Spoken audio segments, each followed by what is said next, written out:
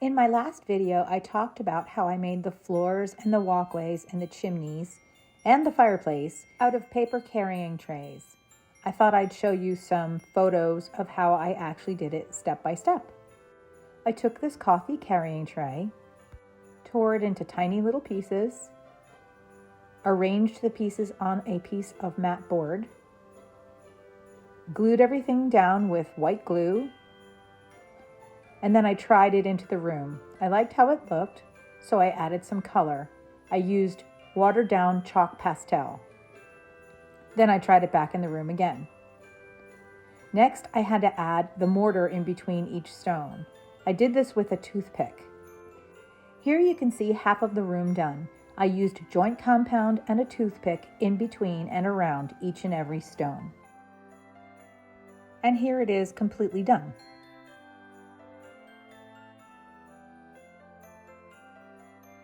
In this photo, you can see the step-by-step process across the top and the finished product at the bottom. Next, I want to show you how I made the bedroom mirror. I had never actually made anything from scratch like this before, and it was really kind of fun to do. First, I sketched it out, then I cut it out.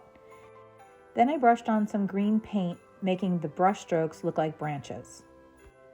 I added some painted on garland and ornaments, glued a star to the top, added the mirror surface, and attached it to the wall.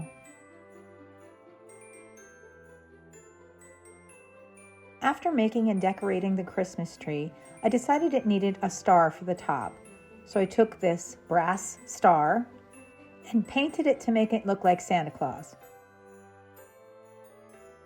You know what a Santa fan Mrs. Claus is, so of course she had to have a Santa star at the top of the tree.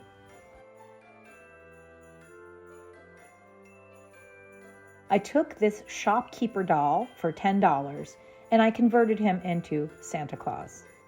I liked starting with the shopkeeper because his face already had some age lines. He had the gray hair, he had the gray eyebrows. I thought he was a great start to Santa. So then I painted his face. And I had to keep in mind that the poem goes, his cheeks were like roses, his nose like a cherry. So if you look at this picture, he looks a little overdone, but once we get the beard on him, it will be just fine. And here's the initial hair being put onto his face.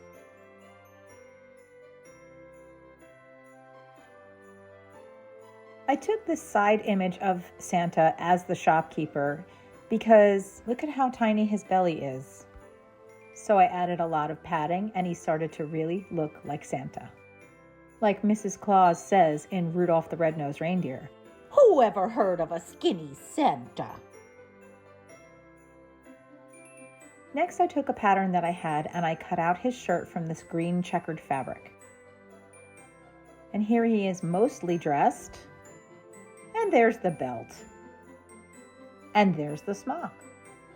And there he is with his glasses.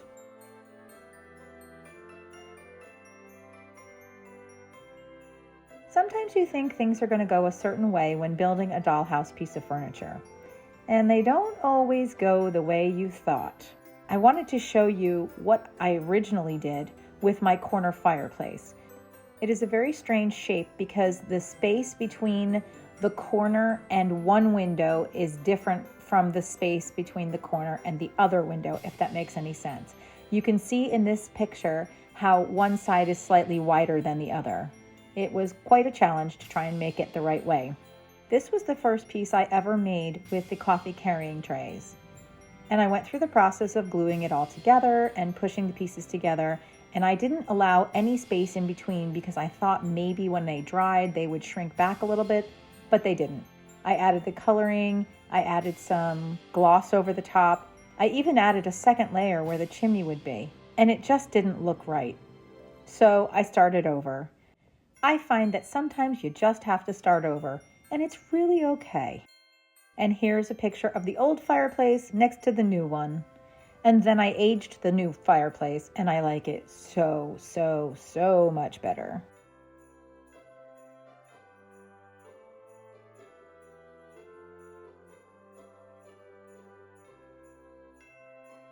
Next, I wanted to show you how I repainted Sam the Snowman. This is what he looked like when I got him. the before picture and the after picture.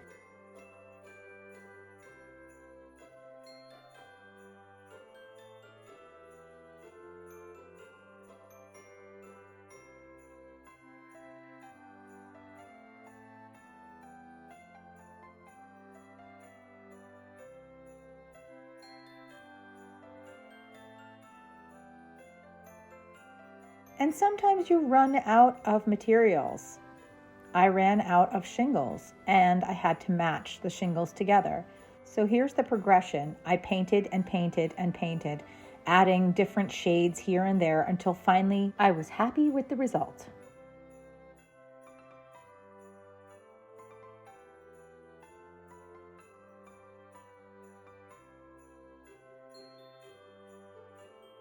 And finally, here's the before and the after of my house.